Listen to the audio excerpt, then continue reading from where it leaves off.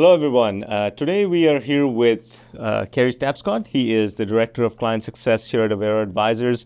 We are an independent ERP and IT modernization consulting firm that specializes in local governments, and we do it from here in Knoxville, Tennessee, and across the country.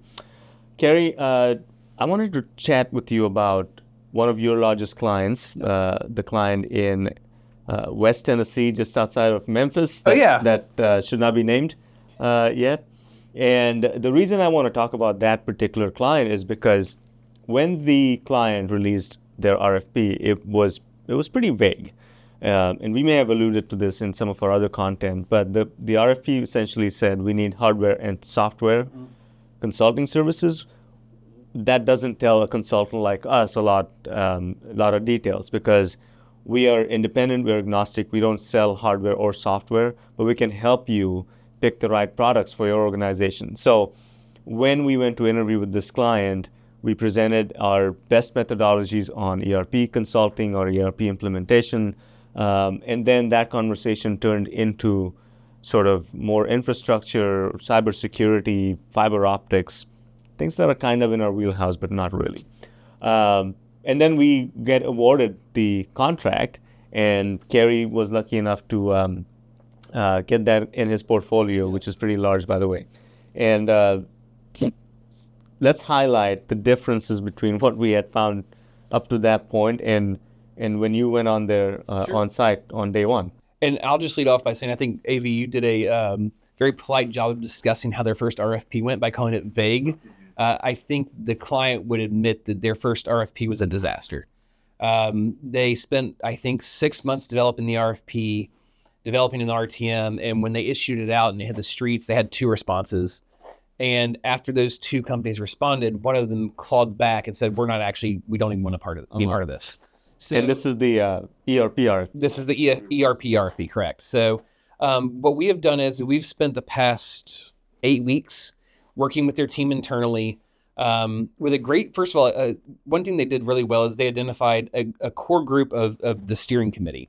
So they've got the CIO, the city administrator, the CFO, department heads from everything from fire and police, which they've included on the front end, which is really important, I believe, because a lot of municipalities think about fire and police afterwards in the ERP process. They've included them at the very beginning. We've got development, housing, you name it, every department's been involved. So they've identified the key stakeholders on the front end, which is great.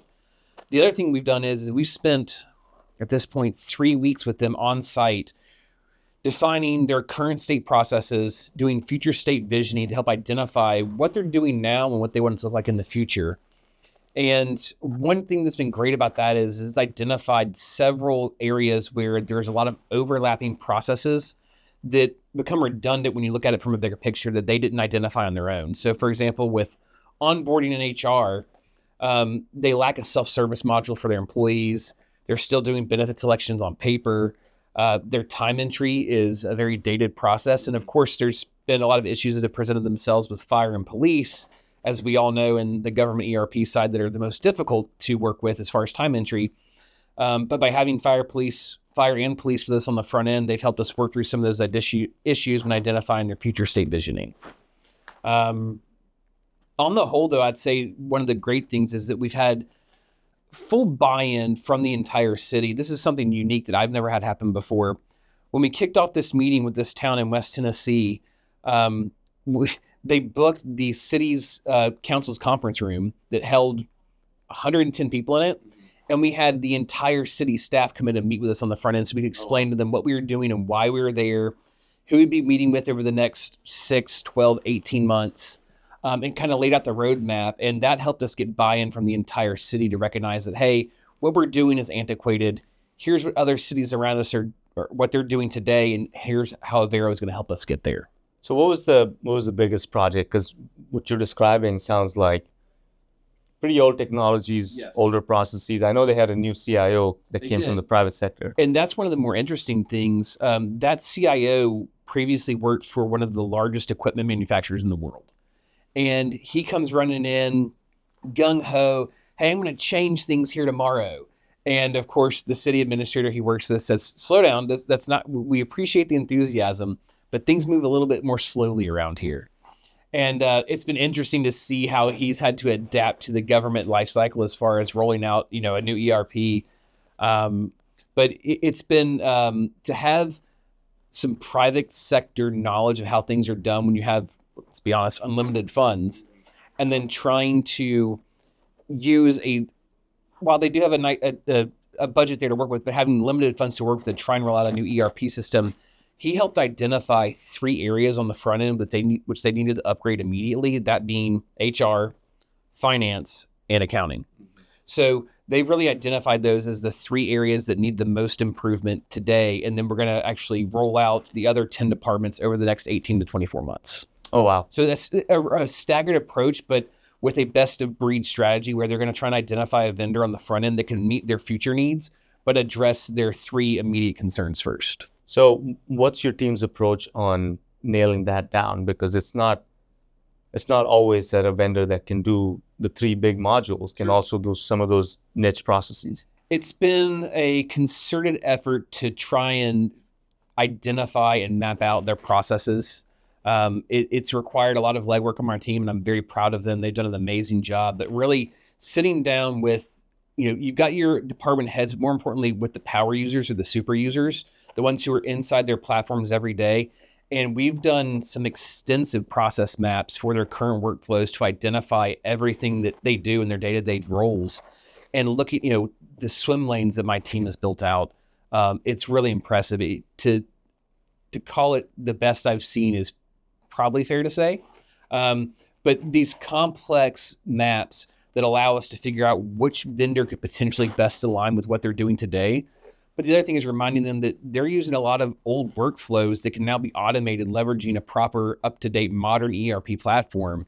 So having our team sit down and do these discovery sessions with the key stakeholders, with the power users, and really help them transfer what they're doing today into a more modern system without dropping any of the important steps along the way. So there's been some philosophical discussion and disagreements in the vendor community and in consulting the terms about how important process mapping is or isn't, right? Vendors think that when we spend 6 to 8 months doing process mapping, it takes too long to go to RFP, and therefore, they can't respond to things and don't meet their quotas. Their pushback is, why do you need to do process mapping? So tell us a little bit about your experience with this exercise and how valuable you think it is. First, I'll say if it takes your team 6 to 8 months to map these things, you need a new team. Yeah. I can say my team, we did their current state process mapping in a week. We did their future state vision mapping in a week and a half. So having the right people in place is key. I think it's very valuable in the sense that if you look at, let's say, I'm going to use a random name and department, but Janet from HR, she can tell you about their process for onboarding, but what you're really getting is a generalized idea of what she does in her day-to-day role. When you actually follow her through a map of all the steps involved in onboarding someone, from getting their W-2 in place to selecting their benefits and then getting them enrolled in 401k or pension plans, there's about 30 to 50 steps involved that she may have glossed over while giving you a brief, overview of her actual job. That's why I believe process mapping is very important, because you can accidentally drop, we sent this information to Blue Cross Blue Shield, and we sent this information to the pension fund, but they gloss over those things when they're giving you a brief overview. So that's why I really and truly believe in process mapping, is to capture all the necessary information that will be ported over to a new ERP system at some point in the future. That makes sense. And traditionally when we did process mapping, it was on Visio. Right. We would spend hours taking information in, then going back and drawing maps out on Visio. You guys are using something new.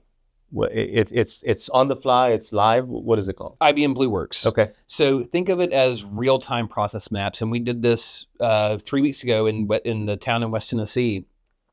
We sat down with our development team, had 18 people in a boardroom, up on a big 80-inch screen, IBM BlueWorks blank screen, and in real time, our project manager and senior consultant did a real mapping session of their development team's processes. So think about it starting over here in the very first thing. We've bought a new plot of land and we've gotten the deed, and we're now allowed to start working on what we're going to do with it. Then, council meetings with, let's take a survey from the community town to see whether it wants to be a new park, a recreation center, you name it. Okay, we've gotten the survey results, drop down to the next swim lane. okay, now we need to decide how we're going to fund this thing or how big the building's going to be. It involved, I think, 74 different bubbles, if you will, inside the swim lanes. So in the swim lanes, you'll see it if you've ever seen IBM BlueWorks, but it's usually 3 or 4 tiers of who's involved horizontally and vertically across the entire business process. And then milestones. And then milestones as well. Yeah. So what's next for that project? Like, you've collected all this data. Is there, you're going to release an RFP? So before we get to there, everybody wants to get to the RFP. I'm actually going back on site next week. We're actually presenting our needs assessment to the city board to get approved funding for the next phase of the RFP. But we started the RFP process with them on, I believe, August 18th, and we plan to have it ready to hit the street by Thanksgiving. So pretty quick turnaround from the very first meeting with the client to then getting the RFP approved by procurement and on the street. That's impressive because, again, there is a philosophical debate on the marketplace about how long it takes RFPs to hit the street. I think we've found this new methodology that we're using at multiple clients that helps clients get RFPs out quickly so that vendors can respond quickly and more efficiently, and then we can just get on with the business of modernization quicker and quicker. I agree, and there's some tweaks we've made to our system along the way. We have condensed our requirements traceability matrix quite a bit. It used to be over 1,000 questions, I believe. With this new RFP process we've now done with 2 clients currently, we have planned 4 more in the next couple of weeks. We've reduced our RTM down to about 400 questions. Still sounds like a lot, don't get me wrong, it is, but compared to the 1,000 before, that helps speed up the process. And when you're asking 1,000 questions to 8 different departments, it allows you to speed that up as well. But traditionally, I think the RFP process was usually in the 6 to 8 month range, and we've gotten that condensed down to less than 3 months. That's very incredible. And, I look forward to hearing more about this project when the vendors start responding to RFPs and when you have demos. So thanks for a great job. Thank you.